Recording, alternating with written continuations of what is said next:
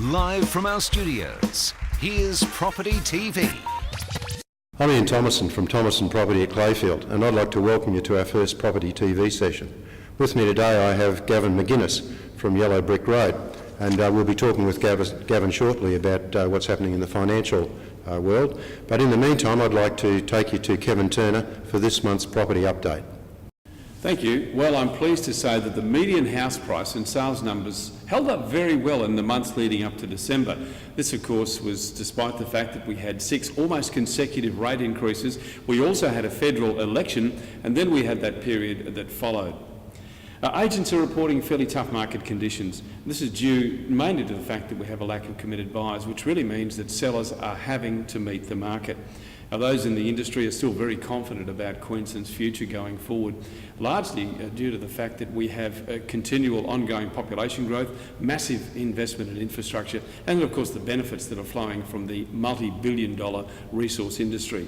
Despite the fact that it's a softer market, I believe that Queensland's very well poised to come through this quite well. So what that underlines for me is the fact that there are still some very good buying conditions for buyers and sellers, provided you do it in the same market. In summary, all's good in the Sunshine State. Well, thanks for that, Kevin. That was great. Now I'd like to take you to Gavin McInnes. And Gavin, I'd like you to tell us about your involvement with Yellow Brick Road and how that came about through the Australian Apprentice. Well, that's right, Ian. Shortly after finishing my time on the Apprentice, I had the option and the opportunity to join Mark Burris and his team, the Yellow Brick Road team, and I grabbed it with both hands. I always wanted to be involved with Australian business people of that calibre, and rubbing shoulders with them, being involved in a business such as Yellow Brick Road was something I couldn't pass up. So I've been thoroughly enjoying it ever since. Well, Gavin, you started that business in Brisbane, and that's several months ago now. There's been quite a few changes since you took that on. There's been interest rate rises, there's been the reduction of the first home buyers grant. What do you see is going to happen, and what's probably had the biggest impact on your business to date? No, you're very, very right. There's been a lot of developments in the finance industry, in the mortgage industry, and in the property industry over the last year. It's been a crazy time.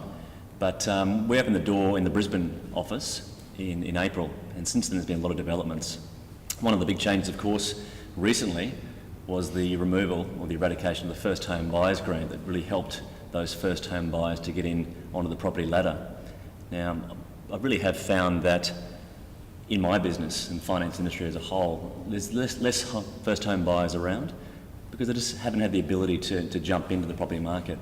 So at Yellow Brick Road, we're actually helping those types of buyers out at the moment, specifically with a unique product. What's that?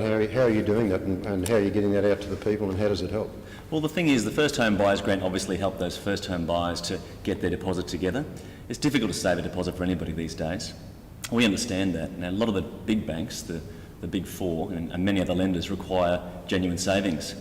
So recognising the necessity in the marketplace to help first home buyers out and many other buyers in the market, Yellow Brick Road came up with the first step home loan. Now, this is unique in the marketplace. It doesn't take away the need for a deposit. However, it does allow first home buyers to not show genuine savings. There's no necessity for a track record of genuine savings or a history of that. So it really can help them jump into the marketplace. So you're saying that if a parent wants to assist their kids, or they get something left to them in a will, where before it hasn't been appropriate or the banks haven't recognised it, now that can be used to help them get, as you say, go and buy property. That's exactly right. If the parents want to gift some money to their kids, they want to leave it in a will, if they win the lotto, even a tax refund from the ATO, we'll accept that as the initial deposit. And of course then general servicing history and servicing ability is required. Well, thanks for that, Gavin. I found that information very interesting, and it's actually I've learned something this morning, which is good. You're welcome. So if you'd like to find out more about that, you can either contact me or alternatively get in touch with Gavin at Yellow Brick Road. But in the meantime, we'd like to take you to this month's feature property.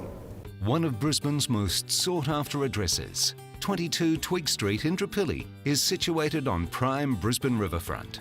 Featuring a private and secure entrance, hides the delights that this executive home has to offer. Walk up the pathway through the tropical gardens and feel welcomed by a large entranceway flooded with light from the glass walls surrounding the private in-ground pool. east facing to the riverfront means you will have those desired river breezes whilst enjoying the world as it floats by from your deck. So I hope you found that property very interesting. It's rare to find a property on the river in Brisbane that has so much to offer as that. So in the meantime, if you'd like any information on that, please don't hesitate to contact us, and I look forward to catching up with you again next month.